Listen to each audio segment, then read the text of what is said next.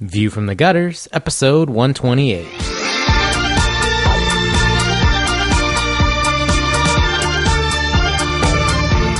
Welcome to View from the Gutters, the comic book podcast where each episode we discuss a collected edition, trade paperback, or graphic novel, and then recommend and vote on the book for the next episode.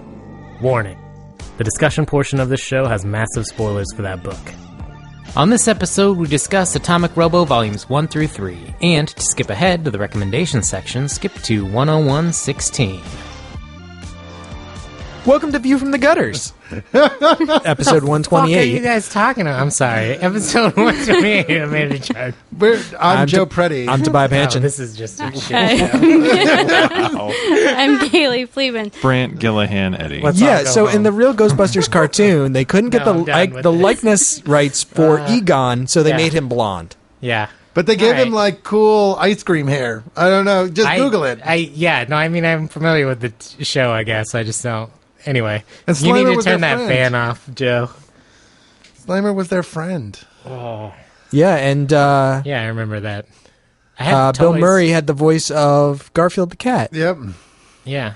Which is ironic because then Bill Murray became. It's not ironic. It was planned. They wanted him specifically because of that, which I'm like, that's a shitty reason for anyone to cast anyone else. It'll be funny. Man, it'll still be a shit movie, though. Sometimes Ben Kingsley has to make Blood Rain, you know? Also, U.S. Acres was the better part of the cartoon. I abso-fucking-lutely. Yeah, and Blood Rain also had Meatloaf in it. Don't forget about that. Well, yeah, but that's fucking Meatloaf. Ben Kingsley is like a celebrated star of stage and screen. Yeah, and in Blood Rain. Yeah, okay, so that's true. That's true. Isn't he in he's in some new movie now. Recently, it looks bad. That one movie with Ben Kingsley in it. The one with him Toby, and Ryan Reynolds. do we where have they any switch announcements? bodies. Is that? Well, thanks for fucking shutting me down. Trying to get this fucking thing started. No, God. It will start when it starts. That's just not happening Then it this week. Then it will be time. Hi. Yeah, I did want to thank our episode sponsors. Yeah, please. Let's Tony do that. Cortero, Brandon Hill, Brian May, and Edison Appleby. Hooray. Good Thank people, you. one and all. Thank you Yes, so much. Thank you, everyone, for supporting and listening to us. This week, though, we are talking about Atomic Robo. Thank fucking God. Finally, it only took us 2.5 years. I was really hoping it was going to be episode 200, so kind of disappointed, but that's we've fine. kind of already blew our wad on that. What are we going to talk about for episode 200? We're just gonna film us like beating each other with foam weapons. That's what it's got to be. That sounds great. Because we've escalated. Like at 50 we had a big argument. At 100 we had a big argument. At 200 we're just gonna have all out war. We're going to skip our sesquicentennial episode. Or it could be a. Yeah, We're not doing anything for who does the 150? 150? God, no. Lots of people. We should do a best of for a 150. That's what we'll just phone it in. We'll just be like, Let's do a clip show. this is the time Chard clip screamed show. about cars. Yeah, exactly. This is the time Chard screamed about cars. This is That the time takes- Joe screamed about anything. That This is takes the time Toby way had more misgivings. time than doing a real episode Yeah. in podcasting. Yeah. Yeah, it's not like TV. I guess that's true. Yeah. We have So- to go through. Kaylee, Yes. mysteriously, you pitched Atomic Robo, and it got picked, as opposed to the times that I think literally all of us have pitched Atomic I Robo in haven't the pitched past, it and it yet. has not. Because I know Joe and I Misandry. and Brant all have. Yeah. I haven't pitched it. Yes, you have. No. Yep. I'm fairly certain you have. Shut up, Joe. You're ruining my intro. Okay. Yeah, I haven't Kaylee. pitched it either. Yes. What did you think? What do you think about Atomic Robo? So the thing I love the most about Atomic Robo is the banter. And that's why I felt like we needed to talk about it, because the dialogue in it is just absolutely fantastic. And there are a number of things that Atomic Robo does really well that is very easy to screw up.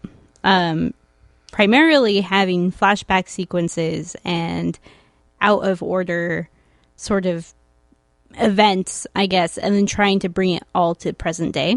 Mm-hmm. Or even to what you assume is now present day, but may or may not be. And reading this online, which is the first time that I read it, it was really hard to keep up. And I think that was just because I was reading it like as they were updating it, so I never knew quite where I was in it. But reading it in the physical trades made it a lot easier, and it was really well done, and everything was handled really well, and it had like the title boxes and everything saying, okay, well, this is, New York in 1923 or whatever, but you didn't need it as much because you got a lot of the visual cues, and the you as the reader got a lot of hints as to what time period this was, and so you didn't need them to walk you through exactly what was happening. I thought that was really nice. Yeah. Let me ask you this. How much do you feel that this comic is actually related to Hellboy?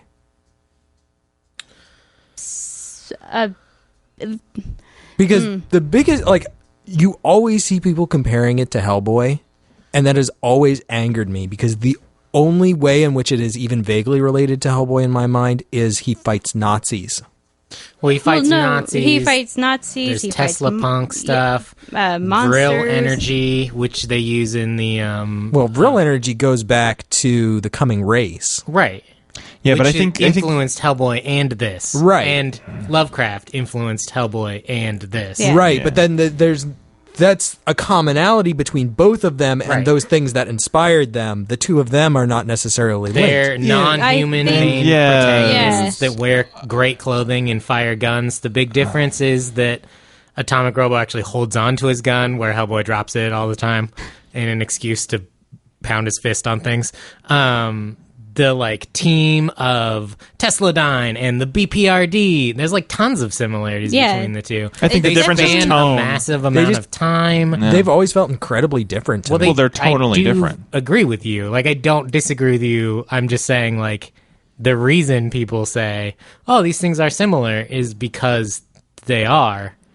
They don't. It's feel like the it's like same. Star Wars and Star Trek. They're both in space. They both have people. Oh wait, no. No, it's like No, I think that's a very apt no. metaphor. I think it's more like No, I hockey think and I soccer. don't agree. The goal is the same, but the feeling of the game is very different because Right. they work at different speeds with different textures. But they both have lots. Well, I was gonna say both have lots of violence, but then I was like, well, one has a lot of crying. Yeah, one has mostly crying, and the other one has real violence. Whereas in this case, Hellboy and Atomic Robo have lots of violence. yeah, I definitely and partial nudity. have recommended, based on somebody saying I like Atomic Robo or I like Hellboy, have recommended the other, and they pull from a lot of the same sort of source material. yeah, And I think if you enjoy Hellboy, you'll definitely enjoy Atomic Robo, but yeah. it's not going to fill the same void that the other one has. So Hellboy you read because you want something that's a little bit darker, a little bit grittier, and then Atomic Robo you read because you want something that's a little bit lighter and a little bit funnier. Yeah. And they both have a lot of that, like the banter that I really like, and they both have art that is similar and different. I was telling Toby today, I discovered kind of the thing about art that I like the most. I can tell if I'm going to like art because of one thing, and it's if they have square fingers. Usually if they have square tipped fingers, I end up liking the art. It is a legit... That's a horrible thing. Mike to like Mignola, art for. Atomic Robo, Samurai Jack. See, I don't like the art on Samurai Jack. Whoa, rude. God, I had a whole bunch I of didn't other say examples, but fuck there you were a for bunch. liking the art on Samurai Jack. I just said I don't. He like could it. though. He could say that. So be careful. Well, thank you for not saying that, except for the time that you did to say that you weren't going to say that, which I feel like maybe you were saying to point out that you were going to say that. But No, I appreciate I it. wasn't. But yeah, so like, Yo, keep up. We're quick tonight. I was looking right at her. I have no idea what she said. I got it. Don't worry. We're fine. yeah.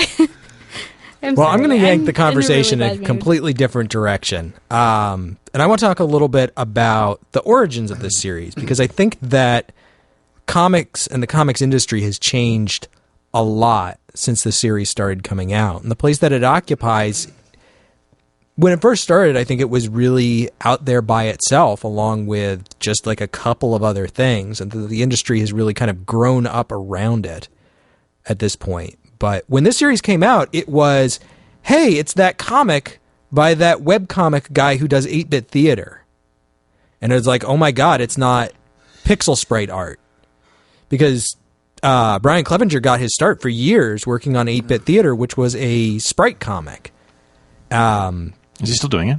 No, not for years and years. Do I need to explain what sprite comics are? I know what they are. Not to you. I mean, to the audience. No. I think people know what Google is your friend. Don't do it. So yeah, but he spent years doing 8-Bit Theater in this environment where he didn't have an artist who could just draw the things that he wanted. Like, he had to copy and paste pre-existing things and fit his story around what sprites he had available to, or doing some limited amount of photoshopping, I guess.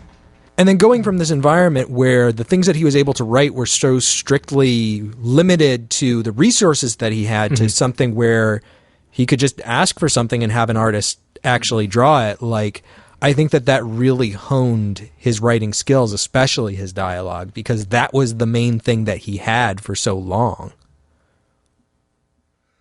Yeah, I mean, I could see that. I could see that, like, writing dialogue was in a massive way his strong suit. But I also feel like the world building that he did in those early issues shows that he's just a well-rounded writer. No, absolutely. I think that what a lot of people talked about Atomic Robo in its inception not being a part of the web comic community, but picking it up in comic book stores, something that I heard everybody talk about was like, oh, it's this great new indie book. It's really funny. And it's about robots and Tesla. I mean, it was like, it made it on its own merit, I think, in a market that it was, I don't want to say saturated with indie comics, because there are definitely more now than there were then, but from a small studio, Red 5 Comics, that no one had really heard of. Like, it made it into Diamond, and it did well in those early, 15 issues. It went through, like, miniseries, but... Yeah, and I guess I just want to kind of point out that at the time that it was coming out, like, that was a much bigger deal than it is today. Yeah. Like, this very independent work coming out from a studio that nobody really knew about and being successful, like, that was a really big deal. That's kind of a late 80s, early 90s thing, when there were, like, hundreds of studios popping up all the time to try to get a chunk of the indie money before the big guys like Image and Dark Horse really got their foothold. That's why you had like Mirage and Malibu and what was Brian Palladios? Chaos Comics and Pied Piper Comics. Yeah, like all these just like random ass comic companies that popped up in the 80s and 90s. You see fewer and fewer of those now. You still have like some random small guys that make their way into Diamond, but for the most part, it's like there are some 10. more popping up, because I look at the Diamond new releases each week, and there's a few studios like Black Masks and Action Labs, and like Boom Studios, that have kind of shown up and gotten a foothold. Yeah, I mean, even like IDW before Lock and Key, like I think they were strictly doing licensed stuff. I think so too. Well, and some of their licensed, I mean, I think that's the other thing, is that some of those other companies managed to kind of get their consolidation, got their foothold by consolidating. Like Dynamite absorbed a bunch of those little lines, like Chaos and stuff, into their line, right? And then Devil's Due got absorbed by IDW. Yeah. So did Dreamwave. So did there's another one, because IDW took over Transformers, G.I. Joe. Well, those were both at Devil's Due, and they got Ninja Turtles from Dreamwave. Right. Transformers was at Dreamwave too. Was it? Okay. And was Devil's Due also? Was that the same thing as DDR? Was there a DDR? It was DDP. DDP. That was Devil's Due Press. Okay. Yeah. That's where guys like Tim Seeley and Mike Norton and Crank and all those guys got their start. Yeah.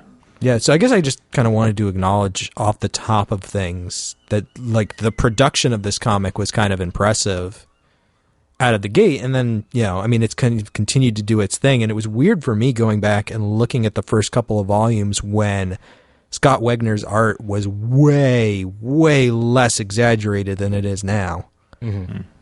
Like, especially as, like, Atomic Robo himself, like, he's gotten a lot more angular over the years, and the other people have gotten a lot more cartoonish. Like when it first started out, it was much more realistically proportioned.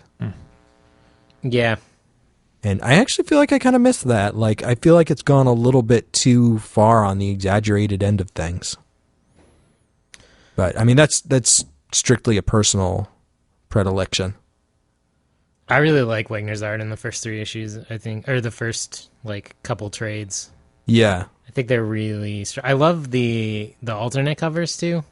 Some of which he does, some which he doesn't do. Yeah. Because there's like a Oming cover that's really good, and there's like a bunch of alternate covers, because you can kind of see like what it could have looked like. I don't know. I think another reason why people bring up that it is similar to Hellboy is because it reminds me a lot of early BPRD art. And I think that that's like a fair comparison. I just want to quickly note a comment from the live stream. Apparently, Black Mask Studios was founded by one of the guitarists of Bad Religion. Oh, great. Just an interesting factoid. Thanks, Brian. I think the colors have always been one of the strongest parts of the book, too, because... Rhonda... I was just looking for that. The colorist's name? It's Rhonda... I want to say Rhonda James, but... Pattison. Pattison. Rhonda Pattison. Yeah, and I think it is super colorful. But it's also what makes the book look like it's not an indie book. Yeah. I guess, because it's one of the things you notice in...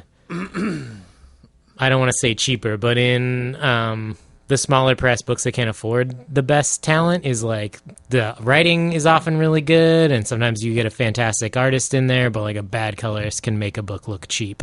Yeah. And that's never the case with Atomic Robo. Like, it always looks professional. It always looks really shiny and new and nice. Well, I think that it also does a really good job of helping to set the tone of the book, because there's a lot of, I mean, like, if it was Hellboy, it would be so much darker, like literally darker, that makes it seem more ominous in a way. But even like reading an entire issue where it's like, we're fighting Lovecraftian threats, but it still is kind of like da da da da da da da da, like kind of like more lighthearted, even though there's some menace and some seriousness to it. Like, it doesn't have that creepy vibe to it in a sense, and I think the colors do a lot to help convey an emotional attitude about the book that absolutely it would lose if it wasn't so well done.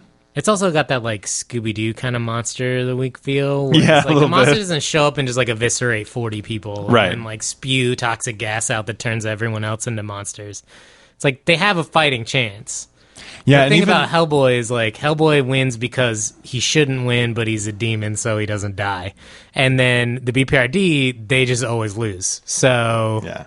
Although there is a kind of and I don't know if it's kind of intended to be a trope against BPRD per se or any of these kind of procedural things, but the cavalier way in which 90% of his team just die. Oh yeah. It's like, oh, these are new characters. They're being characterized. They have names. They have banter. And then it's like, oh, they're all dead. Yeah. But they're the only ones who die. Well, some of them, though. Some of them, there's like Jenkins. Jenkins is the best character in the book, in my opinion. But no, there's just that funny kind of vacation that Jenkins takes is still one of my favorite episodes. Yeah. I love the moment early in Volume 3 when they're in the spooky house and all the zombies are outside, and they're like, somebody should really go investigate upstairs. And Atomic Robo is like, well, I'm one of a kind and I'm totally irreplaceable, so... And they make him go anyway. And he's like, God damn it. I just love how because he always gets sent in, and then he's always like muttering to himself, like, they're totally fired. If we live through this, they're totally fired. And he just goes through action scientists, like, 10 a week. I also love that they are action scientists. Yeah. That's a very, like, Venture Brothers... And it's not, and I don't think it's in the first 3 volumes, but when they interview the geologist... That is in the third volume. Is it in the third one? Yeah, I have a hard time knowing which one the breakdown is. I think that's in the fourth one. Well, in the fourth one, when they're fighting the vampires. Oh, no. Okay. Sorry, you're right. The guy's like, they don't have a name for my field of study yet. Yeah, but that's the guy that gets eaten. Robo's like, we're calling that, like, super duper, like... It was meta something or other. He's like a military guy with 3 PhDs, and then the vampires just pull him through the floor and kill him. Yeah. And they're like, you're hired, buddy, because you're the only one left. Yeah. It's great. But he's like, actually, I only applied because my mom lives nearby. I clearly don't have the skill set you need. Yeah. That's in 4. Yeah. That's a great issue. All my favorite issues are... Well, I shouldn't say all. Most of my favorite issues are in the 4th volume. Yeah. Although I do like a lot of... The thing that I like about Volume 3... Okay, so I have this thing I have to say about Atomic Robo. Do it.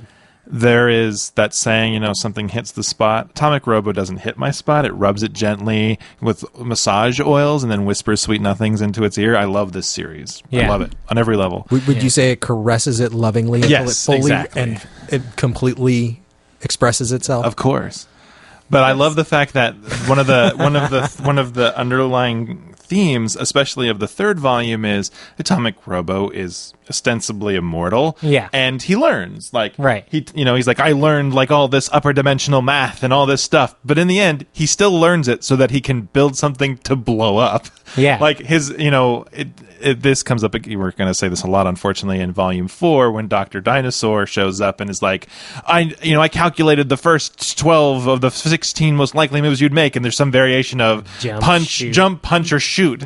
And it's like, yeah, that's true. No matter how smart he is, no matter what he says, it's basically, aha! And I think he even says it in Volume 1, I used my violence. I think it's Volume 1 or 2, where it's like, I used my violence against them. Yeah. I also... Which is just kind of hilarious. Love that there's always just variations of violent science, or he'll be like, oh well, I've got a plan, I'll just punch it I'll get close to it and I'll punch it really hard. Well, usually that's preceded by him going why do we even have the cube square rule?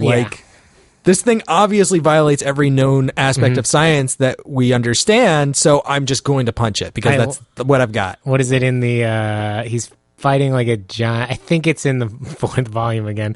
But he's fighting a giant monster, and he's like, I really wish giant monsters were as scarce as they're supposed to be. Or as impossible as they're supposed to be. In the first volume, where he's like, they're like, giant ants can't exist. They would crush themselves. Yeah. Well, that's his team, right? Yeah. Or talking about all the ways in which he's the imaginary science. Yeah, and then the imaginary science is going to be the big thing dialogue. when we discover... Well, when there's the imaginary revolution, you'll be the first one to get strung up. Yeah, I like it. He's like, as soon as we know what we're looking for and how to look for it.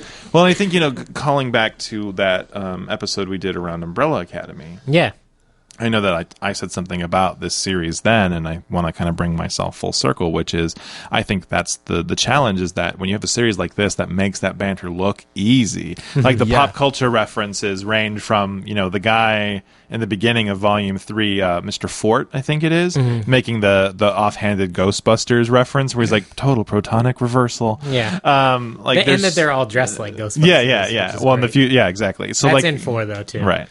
All of those, there's so many things visually and the dialogue that's inserted like that. There's just these really great arguments between action scientists, and there are these great scenes where Robo's talking to himself about how ridiculous this crap is, even to the point where he's very clever about even playing up what's the damn Nazi's name, not Heimdall. It's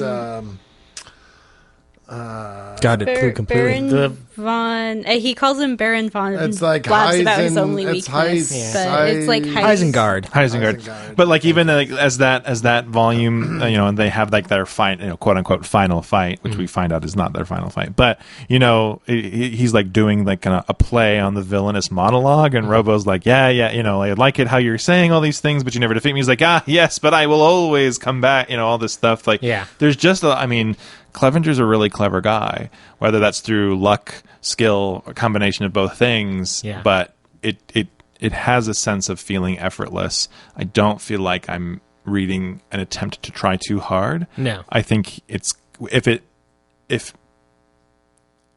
must come easily to him, or at least he's able to make it seem like it comes easily to him. And I feel like that's the difference, is that I read this stuff and I was like, oh, this is kind of funny. And I read Umbrella Academy, I'm like, oh, you're trying real hard, but it doesn't quite feel...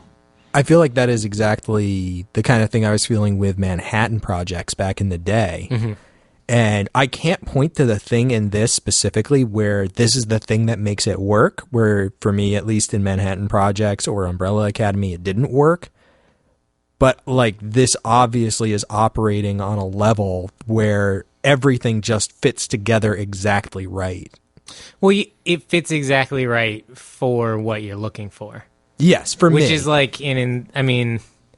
that's the reason stuff works for you, is because everything lines up for the way you want it to sound.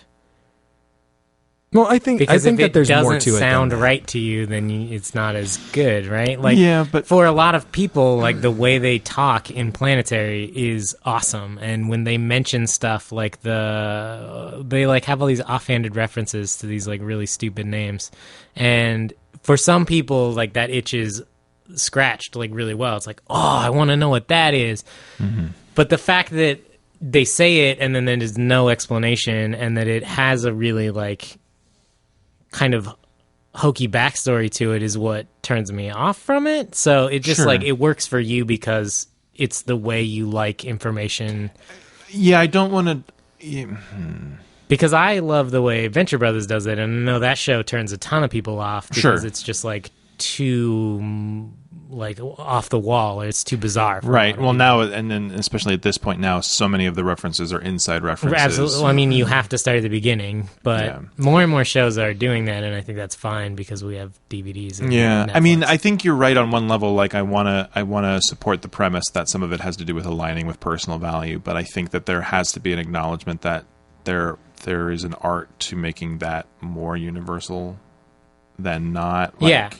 Like there's a lot of things about Umbrella Academy that really should have scratched my itches, because there's almost nothing about that premise that doesn't appeal to me on every level, but there was something about its execution that felt slightly off, and I don't think it's purely my fault. I also don't think it's purely Way's fault. Right, either. and I don't know that you can totally say, like, oh, well, I mean, Atomic Robo has more universal appeal than Umbrella Academy because it is written better. You're right. Like, it's such a... That's hard. That gets into like art critique and weird theory and stuff. And that just the fact that it is widely popular doesn't mean that it is more successful than something else that is less well known, because arguably more people will have heard about Umbrella Academy just because it's Gerard Way than they will have heard about Atomic Robo because it's a small press book. So I think those kind of things are hard to answer, but I like a lot of Atomic Robo. I really do. And as a fan of stuff like Tesla, the vilification of Thomas Edison is like one of my favorite things ever. So when that shows up in Volume 4, I'm like 100% on board. I love Sentai. And the in Volume 4, Biomegas. Yeah, the Biomega and like all of that tokusatsu stuff. Like, I love that issue. That's really when I start to fall in love with Atomic Robo. I feel like that story in particular has one of the best visual jokes in the series, at least up until the end of it. Like, I love the Dr. Dinosaur part, but in the issue where the 5 team is together and Robo shows up and he's like, I have to get you all back before you get hurt. And then what you think is the head of the red guy shows up and he's like, maybe 4 will be just fine. And then it turns out it's just his helmet. But it was just kind of like that, the illustration panel side by side where he's just like, all right, you know what? The visual gags in this book work better than a lot of other books. Yeah. I like the dialogue in the scene right after, though, where he's like, wait, am I the bait? I like this plan a lot less now. Yeah. Scott Wegener has incredibly good timing as an artist. Yeah. I have a harder time with Atomic Robo when it is a war comic. Yes. Yeah, I think that was less strong. I'm not really a fan of war comics. And I think Volume 2 is probably the weakest volume of Atomic Robo, period. Yeah, I like the Agent Carter character, but... Yeah, the Sparrow? Yeah. But the rest of the volume, I'm like, I just don't like war comics that much. Even in Hellboy, it's my least favorite. Well, Volume 2 is really rough. Well, I can't help but wonder... Hellboy had been well entrenched at this point. Mm-hmm. He obviously took a dip into the evil Nazi scientist thing in Volume 1. Yeah. And if he kind of gave into a compulsion to be like, well, maybe I should do more World War II stuff. Well, I like the intro they wrote in the trade where they talk about how it's kind of a tribute to their grandparents, and that like that was a generation that was a time in world history they mentioned that like it affected world history in a major way. 60 million people lost their lives in that war. Is like it shaped so much of the century to come that with a character like Atomic Robo, who was been around since the early 1900s and continues to live today, there's no way that World War II wouldn't be important and part I of did that. love the end of that volume when he runs into the Nazi scientist guy who wants him to kill him, and he's like, "No, this is where I walk away, and you die in a strange bed." Yeah, you don't get to die like a soldier. You know what part of it was, I thought, also? Is that I liked the scenes of him not in the European theater more. Yeah. Like the little vignette of him in China. Yeah. In the plane, and then he lands, and the guy's like... the one guy's giving him a hard time, and then it flashes forward, and he gets the letter from his granddaughter and stuff. Like, I almost felt like maybe that was the compulsion to not give into all the way was... I think there's another part where he's in Africa, right? There's a lot of good material in there. I just don't think it came at the right time for the series, because you kind of had the first volume, and it was all this one-off things.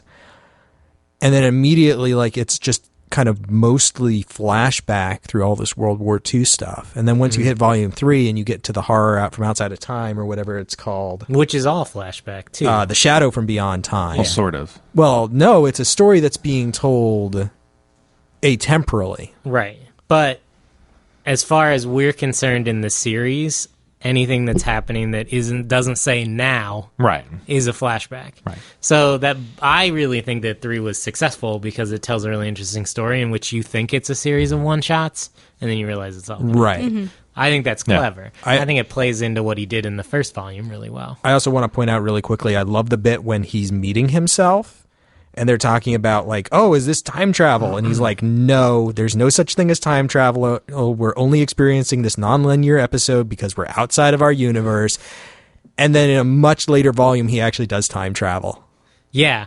The Knights of the Golden Chalice? Circle? Yeah, Knights of the Golden Circle. Yeah. It was also a good callback because in Volume 1, he has a conversation with somebody about how time travel wouldn't work for all these various reasons. And then in Volume 4, he does again with Dr. Dinosaur. Yeah, Dr. Dinosaur. Yeah, I love the fact that he's always pointing out things about physics, and then the opposite happens. Yeah, I love that too. Well, why else bring up physics? Yeah. Yeah. I think it's really fun to, play with the genre of super science, mad scientists, superherodom with giant monsters and all the craziness, and then continue to point out why it's so ridiculous and that it's fiction has affected, talk about fiction in fiction. Yeah. When they're who's the raptor guy? And they're you've been watching too many movies. He's constantly saying to his team, that stuff isn't real. This stuff doesn't happen. Well, in the first volume, they're talking about the lightning guns, and he's it's something out of science fiction. And all the soldiers look at him and raise their hands, and he's yes, I realize the irony in that. There's another one, I think it's in 3, where he's what's your name? And he's oh, it's is he a doctor? It's Dr. Atomic Robo Tesla. Yeah. And they're wow, they should write comic books about you. I like all of that kind of slightly fourth wall breaking. It's not really breaking the fourth wall, but yeah, it's kind of winking and nodding stuff. I also like the fact that Robo's both conceptually but overtly wrong about things sometimes, despite being smart and powerful. It makes me laugh because, of course, again, I'm going to use a thing from Volume 4, which basically everybody should just go read Volume 4. Yeah. It's free. It's on the internet. Go. How could you stop it? But in the free comic book day, why Atomic Robo hates Dr. Dinosaur, Dr. Dinosaur keeps talking about crystals. I did crystals. I did time travel with crystals. I have all these things. Crystals. He's it's plugged into the wall. Oh, he's clearly it's not. Into the crystals. And so then in the longer version... but yeah, when he's finally chasing him in the longer version that follows up that, they go down into the basement, and it's a giant crystal. It's a huge crystal, yeah. And then the exchange he has where he's don't shoot your lightning gun. This is an anti-gravity crystal. All these things can have. He's you just said it controls gravity. And then there's this, and again, what's the artist's name? My brain just blanked. Wegener. Where he does really great visual temporal stuff. Yeah. Dr. Dinosaur gets this look on his face, and all the word bubble says is, it does a lot of stuff. And then the following panel is the outside of a mountain, and then an explosion in that same mountain. Yeah. Which is great. Yeah, I love all the... And that crystal, too, I feel is a callback to that giant walking pyramid in the first trade, yeah. Second. Is it? Yes. Yeah, because that's the framing device for all the World War II stuff. Bleeds into that. That's right. Yeah. Yeah. I like all of his wacky adventures, and I agree with Toby that this differs greatly from a lot of Hellboy and BPRD because of that. Because everything feels like light and wacky in a lot of ways. And something that I really love about this, as opposing to Hellboy is an employee of the BPRD. He works for them. Yeah. Atomic Robo's the boss. He owns that company. Like, if you read the BPRD, like, what is it, 1946, 7, and 8, it's all about Dr. Broom. Mm-hmm. Was like the head of the BPRD. Yes, I have not read that. So that's a little like it definitely. But I love the dynamic of Robo being the weird one because he's the atomic robot, right, and everybody else is a human. Yeah, but like he's the boss and he's kind of like an old man sometimes. Well, yeah, he talks about that how. Yeah, but I think it's so funny because he's kind of this like crotchety old man who owns this company of action scientists. Yep. That he has, but then he's also the weird one out who has to go on the missions because he's invulnerable to stuff. Yeah, but he also and he harbors like this almost like borderline distaste for his own employees, like. The vampire stuff's in volume 4, is that right? Yeah.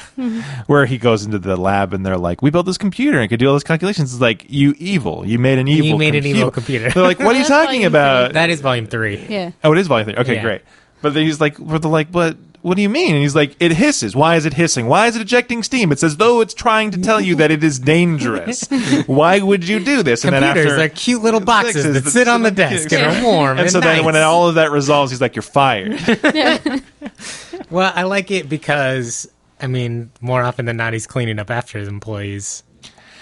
Also, the winks and nods to all the weird scientist stuff, like the Carl Sagan as action hero sidekick stuff is kind of amusing. The Stephen Hawking as a jerk stuff. God, I loved that. Yeah, Mr. Hawking, another great visual gag. Yeah, Mr. Hawking, you seem so much happier lately. He's like, oh, I am. I'm very happy. That was a good bit. Joe, you have been very quiet. I mean, you guys, I enjoyed this series, but God, not a fucking fraction as much as you people have. It's fun. It's really fun. Good. It's you joyless fuck, Joe. Get excited. I enjoy it. I mean, I fucking hang out with you people. You don't think this scratches the same itch for me that it does for you? Well, apparently but not. The thing is, I don't now. This is my and this is kind of we're going to get a little meta here. But my difficulty in discussing books like this is that there's not enough to say about it for all of us to say it. You guys have already covered everything. No, there's plenty of other great lines. There's plenty of other great lines. Like what about when Jenkins is on vacation? Are we just going to do a reading of Atomic Robo? Why not? Why not? I'm going to use my violence against you, Chart. Perfect, you nailed it. Which I definitely want to fucking incorporate into my vocabulary because I feel I relate to that. Like, okay, you know what? Fuck this problem. I'm just gonna punch it until it goes away. Yeah. But yeah, I mean, it's. I think that it's charming. It wins you over almost immediately because it is incredibly well written dialogue like that. That's like when, in the West Wing, when Sorkin's writing for the first 4 seasons, those walk and talks, they feel incredibly real because they're incredibly well written. Yeah. Once he leaves, they no longer feel as cohesive. You know, banter is something that's really, really difficult to pull off well because if you don't do it well, it feels... There's no such thing as dialogue that's a little forced, especially when you're doing banter. Banter is either done well or it's just feels crappy and it ruins everything. You have to have incredibly good timing, and it's weird to talk about timing in something that's atemporal insofar as it moves at the pace at which you read it. Well, and that I think makes it even more difficult because you have to place those visual gags. I'd be really... Oh, sorry. I was just going to say it's about layout. Yeah. It comes down to where you put the word balloons, how many panels you leave in between stuff. That Dr. Dinosaur bit that you mentioned on the last episode with the lights turning on and off, that takes 3 panels. Most people aren't willing to give up 3 panels in a 22-page comic for a very slight visual gag.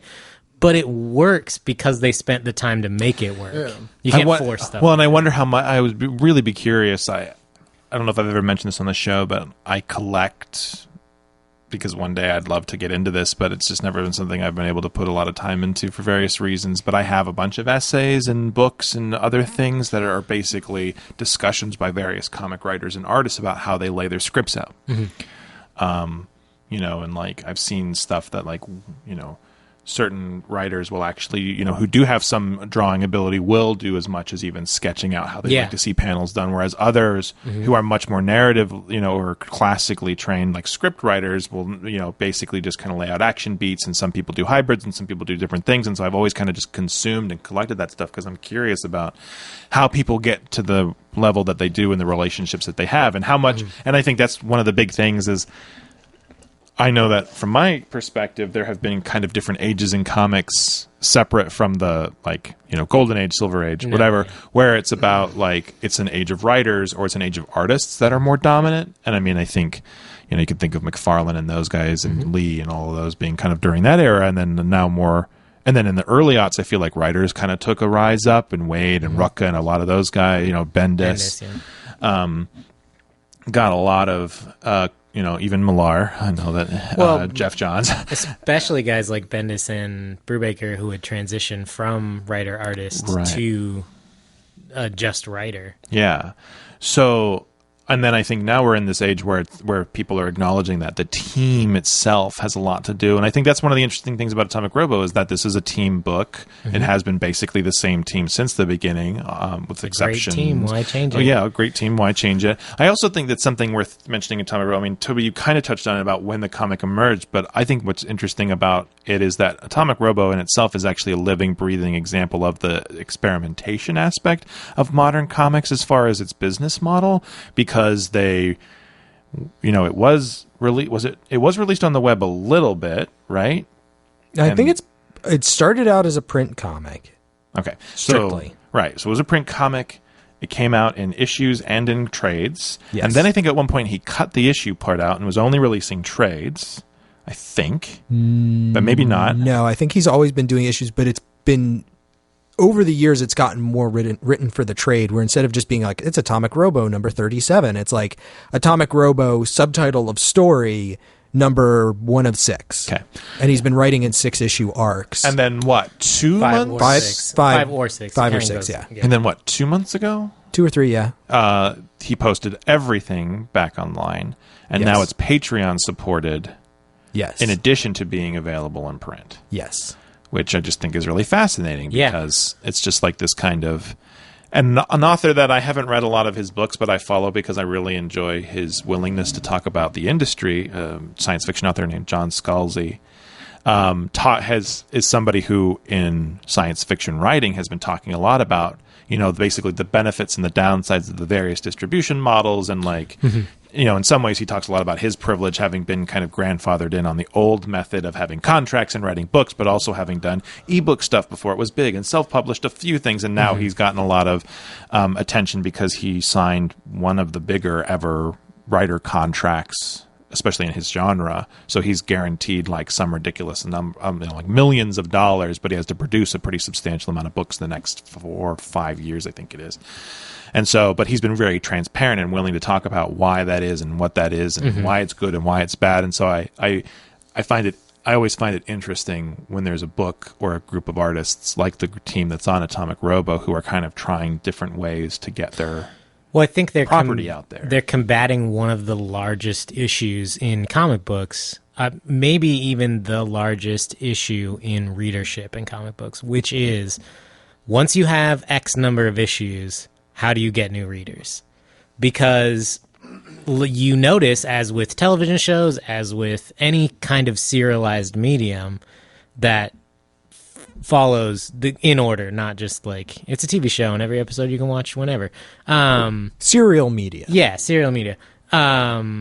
You have a high viewership in the early days, and then that tends to kind of trickle off as people fall behind, or as the reruns become less available, or redistribution or whatever becomes less available.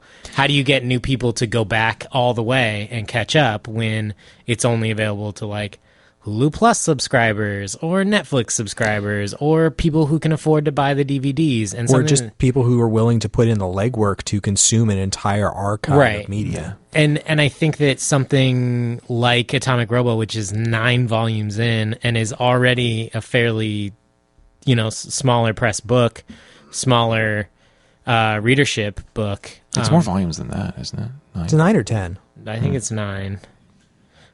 I was looking at it. I think 9 have been published. How do you get people to pick up volume 10, And you can't just rely on return readers because they become fewer and fewer as the years go on. And I think it's a great way to do it, is just go, hey, we made money off those issues when they first came out. We made money off them again when the trades came out. The trades are still available, which is something I can't say about every company. And we're just going to give all this stuff away for free if you want to catch up and jump on with the next one. Like, I think that's an amazing way to do it. Mm-hmm. Yeah. It captures something that we talked a little bit about on the most recent episode of Back Matter, talking about copyright and piracy and file sharing, is this idea that by putting it all out on the web, they benefit by people sharing it. Absolutely. That if anybody can come and look at it and it can be shared around, they have a much better chance of people finding out about it and being energized about it and wanting to support them in whatever endeavor they do, either now or in the future. Like, it's a net benefit to them for people to be able to read this stuff, to make it accessible. Yeah. At some levels. It depends. Yes. Right. That's obviously. The problem. It's a very complex subject. Well, I'm not saying, if you're working on your very first series of comic books, you should give all 76 issues away for free. I'm saying. Oh, right. No. Like, they charged money for these. They got paid for these. Now, now... No, I think now actually, how do you get it to people? I think this group is actually the ideal. I think they're smack in the middle of kind of that ideal circumstance where they control their distribution, they own their art, like they can kind of ebb and flow with it and try different things.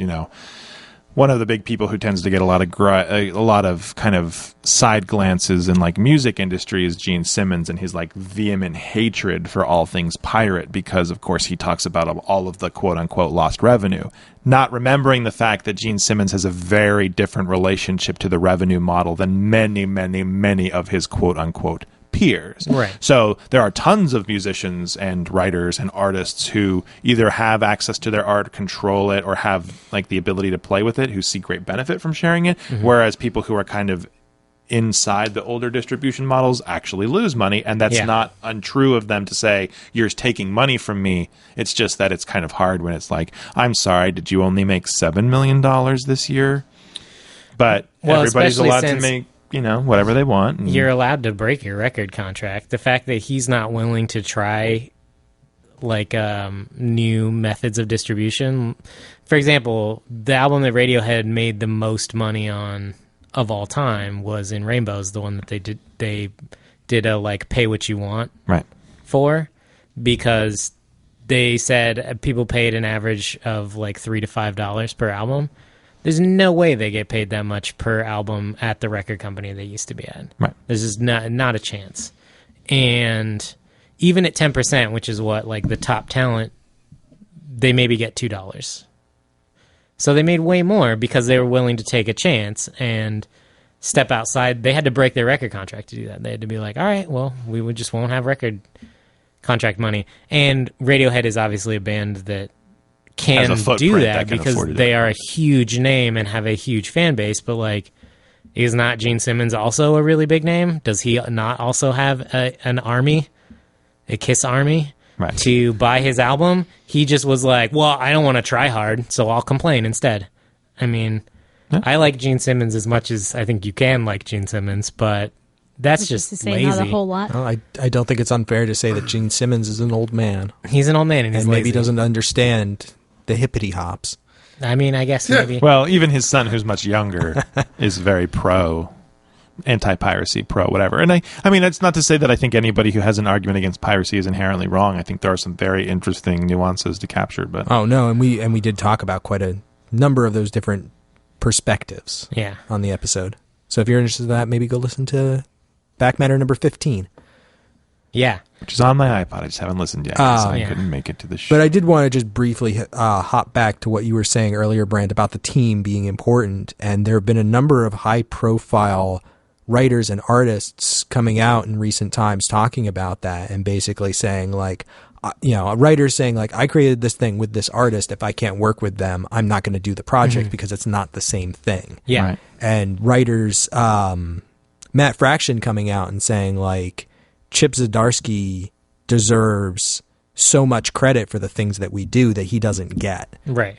Like, it's not necessarily fair for writers to get top billing or to be the name that people recognize in a pairing. Yeah. Like, artists don't get enough recognition, especially colorists and letterers and inkers and the people who aren't necessarily as prominent in the production process. And I think that that's always been the case in comics, and I think it's better now than it's ever been. But I think you're right when you have people like Chip Zdarsky and Fiona Staples who are as much responsible as like shaping the world of the books they work on. And in fact, having input into those worlds. Trad Moore has a significant amount of input into Luther Strode, from the way I hear it, is they like get on the Skype and talk to each other for, you know, hours before they go away separately to work on issues and stuff. I think that that's really important, and I think that the more artists are involved in that process, they become co-creators, especially in indie works. Well, and I think you can see how that affects the distribution model of these things. Like, I mean, the big two and Image, to a certain extent, still do push some of their lines or some of their individual titles to meet the publishing deadline. But I'm thinking about Matt Fraction's Hawkeye run, where issue 22 just came out after being delayed for a year. But that was specifically because that story was that pairing or that group of people. And so, like, Marvel was like, okay, it comes out when it comes out. Like, they did the legwork and they pushed it back and they took the flack for it on a PR level. And I think... same thing with Hickman and Weaver. Right. On S.H.I.E.L.D. Mm-hmm. Yeah. You know, and I think that's... I wonder how much more of that we're going to see where, you know, like, I don't know how much I've complained about this on the air, but I know Joe in particular is very familiar with my utter disdain for the all-new X-Men of the early 2000s because of the horrendous villain art. Yeah. That completely disrupted what I think was actually some very interesting storytelling at the time. But, I agree. But that push to meet deadline versus like maintain narrative consistency was, I think, ultimately put a bullet in that series as far as its overall value as part of X-Men canon and being a thought of well-remembered series, blah blah blah blah blah. So it's interesting to see now that those companies are much more willing to be flexible, even on the margins of their business. I think that it has a lot to do with trade collection too, because now that you're looking at it as a complete product. If I pick up Astonishing X-Men for the first time right now and I read 4 volumes, I'm like, wow, that was a great complete product. Totally unaware of the fact that it took years for that book to come out. Like, several years longer than it should have because of art delays. And I think that's fine. I think art delays are fine when you're going to put out a complete package like that. You're going to take the time to make sure that it's good before it comes out. I think it depends a little bit. There have been a number of things that have come back after long delays, and I'm thinking of like Planetary, where like you don't even really notice that much in the trade. But there are other things like Rising Stars had massive delays throughout the end of it. Well, and I feel like that really damaged the book. Well, but I mean, that was another series that completely lost its rails art-wise. So like it didn't even make like it's one, and I think that's the issue, right? It's one thing to suffer from art delays. Writing delays almost are worse. Well, I mean, if writing delays lead to same artist still picking it up, that's fine. But I think The Rising Stars was the worst possible scenario where there was initially an art delay, then there was writing delays, and then by the time it went to wrap it up, it felt like not only was the writing not as good as it could have been, but then the art was not even the same people, it was lesser quality, and it just totally deflated any value in that series as far as feeling like this very strong story from beginning to end. Yeah. Sorry to the people who worked on it, but... It was, I mean, I think comics has changed a lot, but we still see it even now with stuff like Ghost Rider, where the all-new Ghost Rider, where an artist will leave halfway through and it seriously affects the sales and success of a book. Yeah, I wonder how much more... You know, thinking of our conversation around that with Miss Marvel, where an artist came in and did a couple of issues that were visually different, but felt tonally not even identical to the rest of the book, but felt appropriate for the character. Like, I wonder how much more critical analysis is put into that decision. Yeah, that is interesting because there are those books where you've got the writer and artist team, and then there is a specific fill-in artist that they have tagged so that they can keep up with the schedule, or they have specifically set up, as in the case with Bitch Planet, for guest artists to come in on a regular interval and do different things. I feel like Willingham's done that with Fables too, where he has a couple of people he specifically tapped to do certain kinds of scenes or certain issues and things like that. Yeah, that would be something interesting to look into.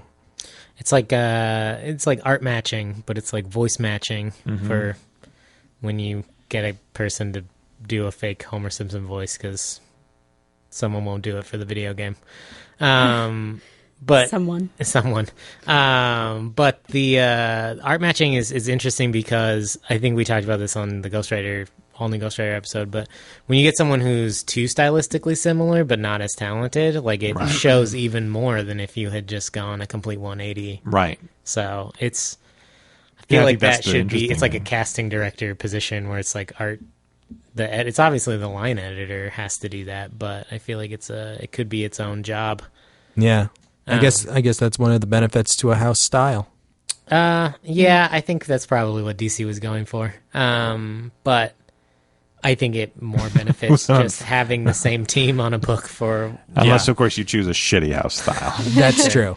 Yeah, I think that we all are kind of in the same boat as far as like if the same team's going to continue to work on something, it makes it a better package overall in the long run. No, absolutely. It's something I really appreciate about Atomic Robo. Like when it comes to Hawkeye, it would have been the worst thing in the world for a different artist to do the last issue. Yeah. Yeah. Although I will point out that there are some series that successfully switch, like Queen and Country, I think does that really well.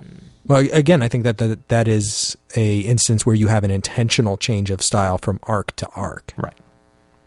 Yeah. Kaylee, did you have anything else in your big old notebook? No. Just favorite quotes. Was one of them, did you hear that? No. It's because it's ninjas. It's one of my favorite lines in the whole book. It's so good. Yeah. Because it's ninjas. Run. So good. My favorite was when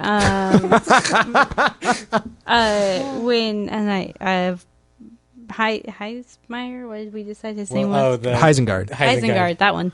When he's like beating him up. Helsingard. And Robo's like, my flippant replies are supposed to trick you into making a mistake, not trick you into beating me senseless. I also liked in that fight scene when Heisengard is monologuing and Robo's like, hey, thanks for telling me your weakness. Yeah. With the Brill organs, huh? Yeah. He blabs about his weakness all the time. So good. That sets up a lot of the series, I feel like, for me. That first issue, just those jokes get me going for the rest of it. Yeah, It's definitely one of my top go-to, you've never read comic books before? Here, read this. Like, whether you enjoy it or not is going to be a great barometer for what else to show you. Yeah. And I think most people will like something about that. Whether you enjoy it or not is going to be a great barometer as to whether or not I ever want to fucking talk to you again. Yeah. All right. That's fair. Did we have anything else to say about Atomic Robo? Well, we didn't talk about the most important part about Atomic Robo, which is that he's a robot and he wears clothes. His outfits are great. Isn't that the best? They only put him in clothes so that they can be destroyed. Or so you can tell what year it is. That's right. Which is also excellent. That's also Horse true. feathers. Horse love it. feathers. I love anytime it. a robot wears clothes, this is my favorite. Yeah. Or a I'm with you. superhero wears like another layer of clothing on top of their costume. No, They're like my two favorite things.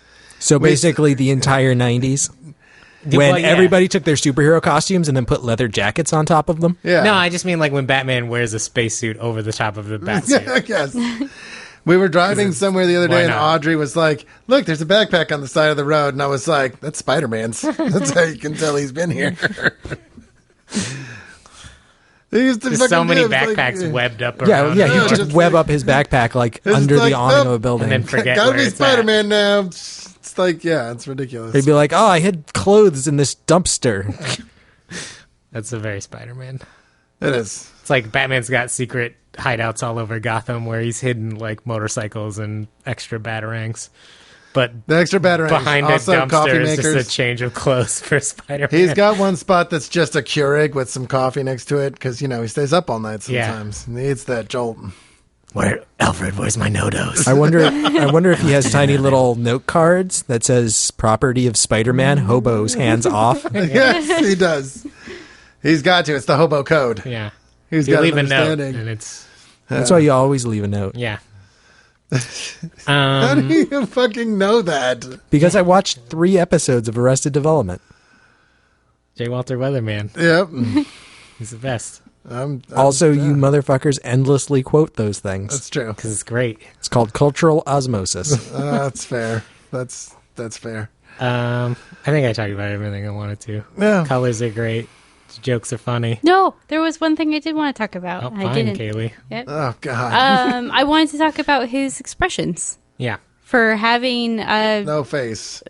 basically no face, no mouth. You can In the always eyes, tell. man. Yeah. Yeah, it's all in And the I eyes. just thought that was really cool. It was really well done. Yeah, absolutely. Well, yeah, it's one of the ways this book is well written is because the expression he would be making. Well, he is making them Yeah, with his just eyes. with his Yeah, eyes. I think that No, art that's another- really... More Umbrella Academy throwback.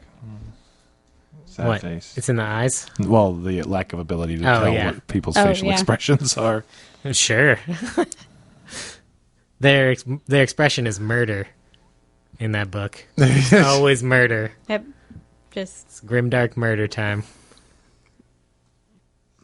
Good times. Yeah, So are you ready to move on to recommendations? I think so. I just thought of at the beginning of the episode, I was like, oh, if we'd done this, I'm going to do this. And since then, I've thought of 5 books I want to Do pitch. you want me to go first? Go ahead. Okay, I'll go first. I think I know what I'm going to pitch. I need to double check that we haven't pitched it before. Okay. Or picked Why it. don't you do that right now? We haven't talked about Astonishing X-Men, have we? No, we have not. We pitched it several times. Okay. That's not what I'm going to... No, I'm going to pitch Astonishing X-Men. I'm going to pitch so you're going to go first? Okay, go ahead. No, you go first. Well, you that's figured it out. Go I ahead. said I did. I was stalling for you, but Okay, I don't need it. I appreciate it. I'm going to pitch Astonishing X-Men, and I think the first 2 hardbacks, which I believe comprise the entire Whedon run, which Yeah, is the it's first only 4 like 24 trades. issues. Yeah, and they read super fast. And as somebody that grew up with the X-Men in the 90s and read pretty much almost exclusively X titles, I read X-Men and X-Force. X-Force, and my brother read... Or no, I read X-Men and X-Factor, and my brother read Excalibur and X-Force. And X-Mutants and X-Warriors. And XXX. No, wait, That's a that was different something one. different. Kind of... When I got back into comics, when I moved to Olympia, the X-Men were like theoretical physics to me. I did not know what the fuck was going on, but I read New X-Men, which I liked because I thought that it got rid of something that had always kind of bugged me as an adult, which was the relationship between Scott Summers and Jean Grey. And I read Astonishing X-Men, which I thought was really good. I thought it simplified a lot of things. I thought it told a very good story without... I think the X-Men for a while became Marvel's soap opera, and I think that its continuity is so fucking like bent back on itself and up its own ass and through the siege perilous, and that it's like people like Kaylee was, she's like, I really want to get into X-Men and I don't know where to start, and I was like, don't. That's where you start with X-Men. Well, you start with all new, all different X-Men from 1979, and you go from there. You get Giant Size X-Men, number 1. Executioner Song, Executioner Saga. Well, God. X-Men went through this really dark period, I think, from when Claremont left in the mid 90s, and then they had Chuck Austin and Scott Lobdell, and just this run of really bad writers. But even up to that, you had Joe Casey, that was a good run. Yeah, it was okay. That was good. I liked that. Fabian Nicieza. Yeah, he was I'm not writing saying all that shit. everybody was bad. I'm It was just this saying very incestuous that pool era where of you had ex-writers. Maggot. Yeah, no, believe me, I was there. Marrow. I was there for that. I just think, and you had the Age of Apocalypse, which was a shining light in that period because it was done really well. And that was right at that, the beginning of that. It was 94. Yeah, so Like, I think that even before that, though, with Claremont and John Byrne doing really, like, Jean's dead. Here's Madeline Pryor. No, Madeline Pryor's not. Don't Jean's dead. She's not dead. She's dead. She's the Phoenix. She's not the Phoenix. Those are amazing stories where Scott's like, you, an exact clone of my wife. Be my wife. You look familiar. I can't tell. I can't place it. But that's the book that made me realize that Scott Summers is actually blind behind the visors because he's shooting red lasers into his own eyes all the time. Well, I mean, he can't see that's the thing. Like, does he really know who's a redhead? Does he know what anyone looks like? He's like, there's a blob shape over here. I'm guessing it's a bad guy. Fire concussion blast. But yeah, Astonishing X-Men came in and like really like it was just snappy and tight. Yeah, it really tightened shit up and. The art is incredible. Yeah, it's got what's his face. It's good old what's his face. What the fuck is his name? Flew out of my fucking head. It's the guy who did Planetary. Cassaday. Yeah, John Cassaday. John Cassaday. Jeez, I was like J.H. Williams III. No, that's not right. Some other guy that begins with a J. No, that's not right. That's a J. Good old Johnny. It's just, it's good and it's fun, which I think I like X-Men books when they're fun. I also like X-Men books when Jean Grey walks in on Scott Summers and Emma Frost dressed up as Jean Grey. But that's probably my own. Yeah, I know. Oh, okay.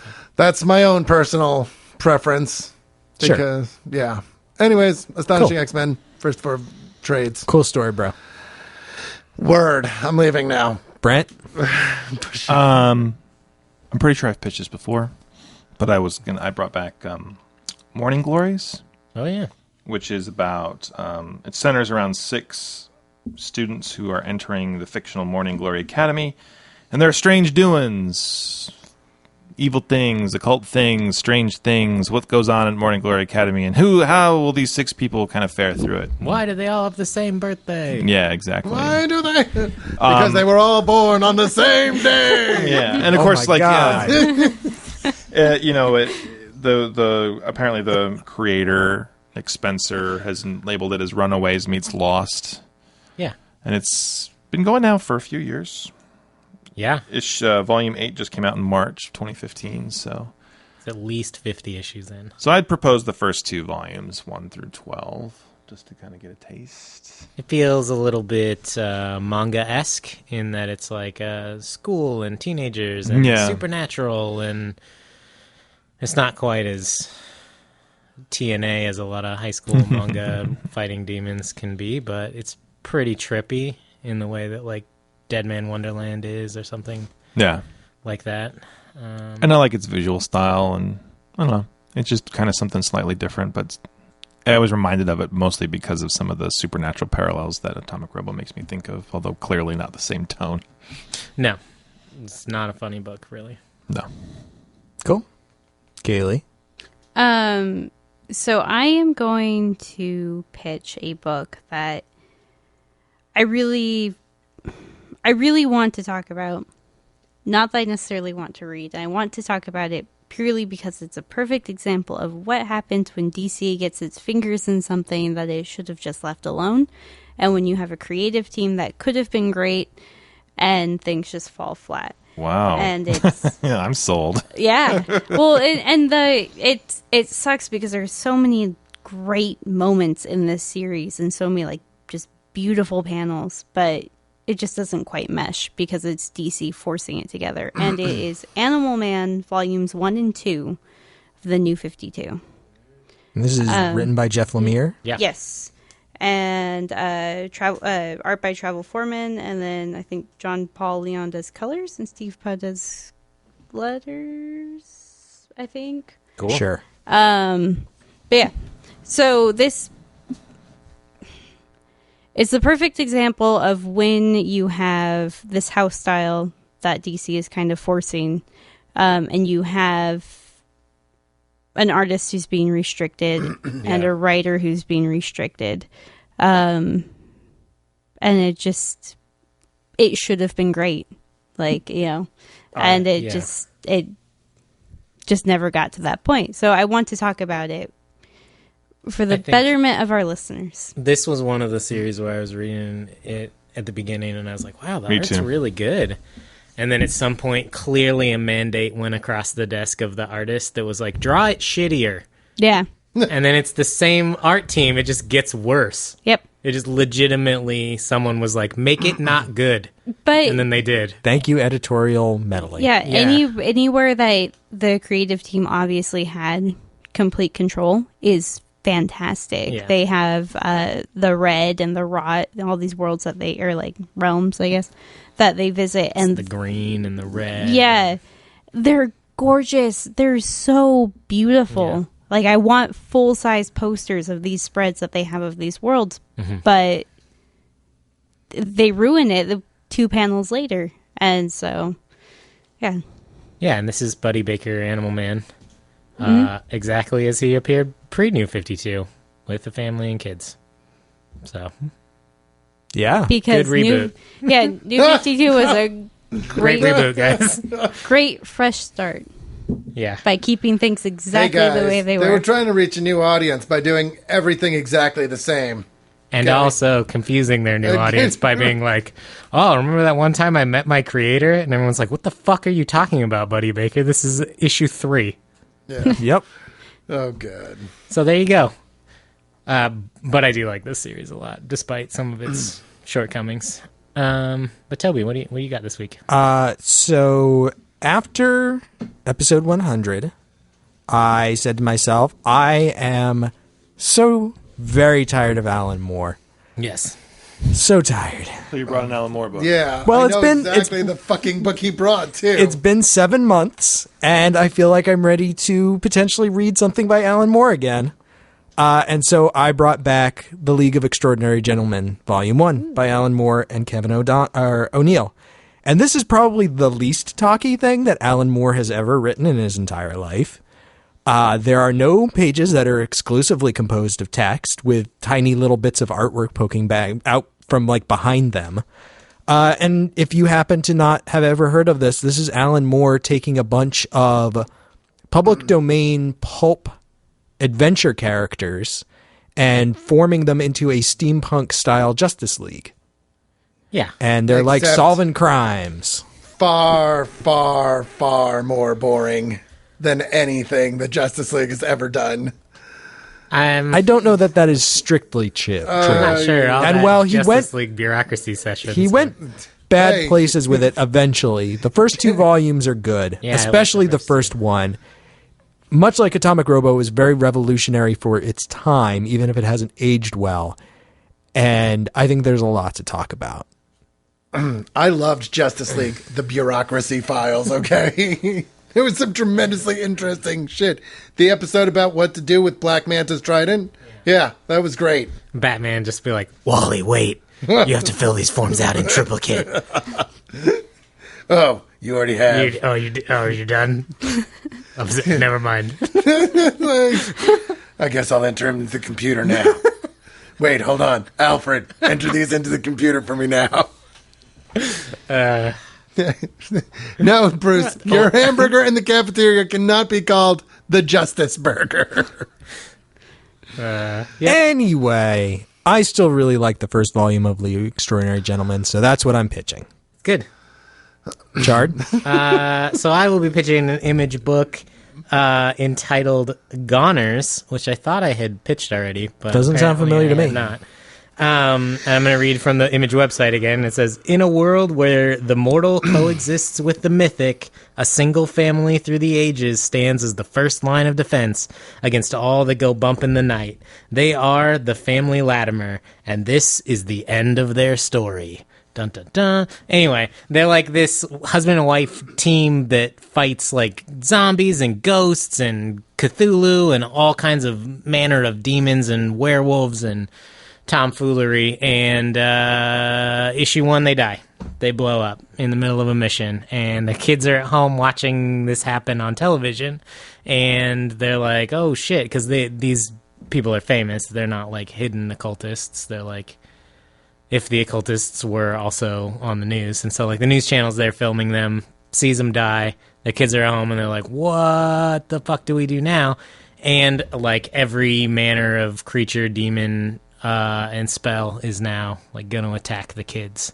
And luckily, they have their like caretaker / maybe uncle / Race Bannon figure staying with them to help protect them. And it's like a crazy, I think, it's a 6-issue story, and it's really cool. And the art is very like cartoon animatorly, like everything's sort of exaggerated, but everything also looks like slightly terrifying. Could have sworn you've pitched this before. I feel like I did too. It's not on the reading list, but I think you have. I swear I. So if I'm repitching it, I'm sorry, but I just updated the reading list. Yeah, it came out on maybe you were April just telling 29th. Maybe I have told you about it. I know I talked about it on Top of the Stack, but April 29th is when the first trade came out, so would have been a while ago if I did pitch it. So Goners, Volume 1. That was a roller coaster of a pitch for me. $10. Damn it. First trade. That's good. I only have $9. Well, find another 99 pennies and you're good to go. 99 pennies. Yeah. 99 so, Joe, pennies. what do you want to read? I don't fucking know. I have no fucking clue. That's a vote for League of Extraordinary Gentlemen if I've ever heard of. No. I would rather. I'm not going to lie. Start with the book you want to read least and work your way backwards until I you would get to the one you rather want. eat my own foot while it is still attached to my body than ever read the League of Extraordinary Gentlemen again. I've read it 3 times, every time trying to find something I enjoyed about it, and I have been able to find absolutely nothing. You don't like Nemo's ship? And okay, I like Nemo's ship. That's cool. Unfortunately, it's not fucking 150 pages of just the fucking Nautilus, all right? No, that's 2,000 Leagues Under the Sea. I love the artwork. You're thinking of that one. 20,000 Leagues? Science? 2,000 isn't very far. Absolutely not. I love the part of the book where Dorian Gray gets into a sword fight and Sean Connery as Alan Quartermain blows some holes and shit. Yeah, I do like that. And Tom Sawyer is there, too. Yeah. Yeah, that's totally a thing that happened. None of And those an things army happened. of Hulks. And yes. Yeah. And then... You're thinking of the movie that they never made. Yeah. No, they made it. Doesn't I make actually kind of like it. Yeah, I like the I first half of enjoyed it. God. Before the Army of Hulks. Joe, Which please is the God part in I heaven should vote like. for something and release me from this torment. No. Also, quick side note, I just thought of this. In Atomic Robo, he talks about the hollow earth theory, that's like something Atomic Robo believes in. That was the hardest pill to swallow in all of Atomic Robo. When was that? It's like right near the beginning. Oh, yeah. It's in the first couple issues, and I was It's in the first issue. You've mapped the hollow earth and all this, and I was like, I'm sure that was that's probably a reference to the coming race. yeah, probably. Because that takes place in all like a hollow earth, like underground civilization kind of thing. But it's just like a very non-scientific theory, if I'm not Apparently in mistaken. Atomic Robo world, it's not. Well, there you go. I'm going to vote for Goners. Okay. You had me at the beginning, and then you lost me at They Die in issue 1, and you got me back with Race Bannon. Yeah. And werewolves. Yeah, I know how werewolves are a much you dime like a dozen. werewolves. You love werewolves. I do love werewolves. I love werebears more. Brant, what would you like to vote for? What? You just want to pick League of Extraordinary Gentlemen, don't you? Do it. Hey, it's cool. do it. I don't You have can- to fucking record with you Jill guys. just skip. Yes, you yeah, do. I It's know. in your contract. I If have we no pick something that you contract. don't want to talk about, you have to be there. I don't think that's in the There's also an contract. amazing I would've never 9-panel signed that. spread in Astonishing X-Men that I really just want to talk about for 20 minutes. Yes. That involves Wolverine. Is it the... Can okay. I wait? Do you need any help? Are you a beer? Yeah. No? Then you can't help me. I was going to ask if that was in this or something else. Yeah, it's one of my favorite Wolverine lines. Yeah. I think... I can't do it, Keely. I'm sorry. I can't bring myself to pick something just to talk about how bad it is that people fuck that up for them. I'm going to go with Goners. Whoa. Kaylee?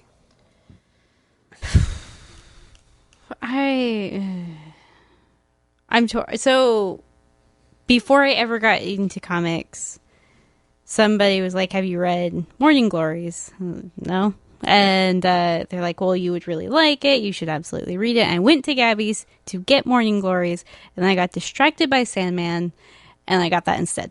And I've never read Morning Glories. Unfortunate. So I really want to read it, but Goners It's better than Sandman. appeal. Whoa. Yeah. I don't know. For me, maybe. Goners appeals to all of my sensibilities. So I think I'm going to vote for that one. Cool. All right. Well, my vote is a foregone conclusion. I was going to vote for Joe's book, even though he was incredibly mean to me. Dude, we've had this fucking discussion before. You brought the one book that I would unequivocally fucking in no way ever vote for. And you knew this. You had to know this. You knew that the meanness was coming. Yes, I did. It's not doesn't make it any easier. I think there's actually a bunch of books that we could bring that you would never vote for. I can think of like 4 or 5 Jeff Johns books that I find pitch. You're going to be like, no! I don't know. I've mellowed. Since But when? But I'm gonna vote for Animal Man out of pure spite because it makes no difference. It's true. Chard. Oh, well, I'm going to vote for Morning Glories because it's an Image book. Okay.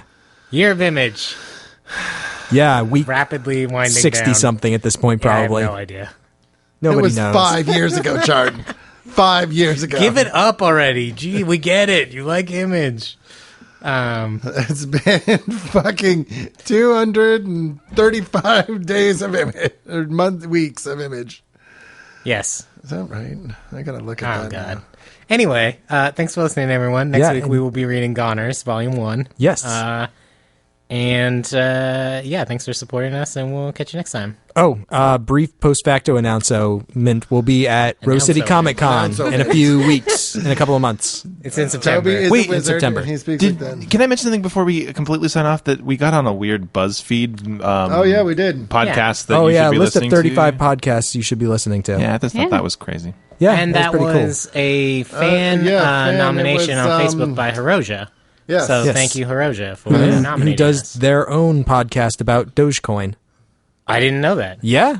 Oh, well, That's why their username is Hiroja Doge. I didn't know that. I don't know if I'm saying that first name correctly or not, Well, but yeah. Hiroja's written into Out of the Fridge a couple times, shared some great stories about burying her brother's G.I. Joes in the backyard.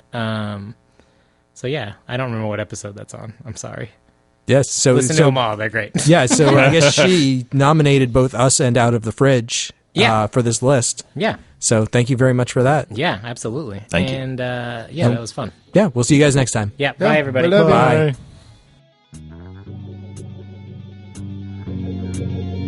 Thank you for listening to View from the Gutters. I hope our recommendations have inspired you to go out and find some new comics you'll enjoy. Join us next time for a discussion of our selected title, but like every week, we encourage you to read all of the recommended books. In the meantime, please leave us an iTunes review. It really does help new listeners find the show. You can also like us on Facebook, subscribe to our YouTube, and follow us on Twitter at ViewFRTHGutters. Feel free to email us at contact@viewfromthegutters.com. Please send us any questions, comments, or recommendations you might have. And be sure to subscribe to our YouTube channel as we post new videos every week. And thanks again for listening. And as always, keep reading.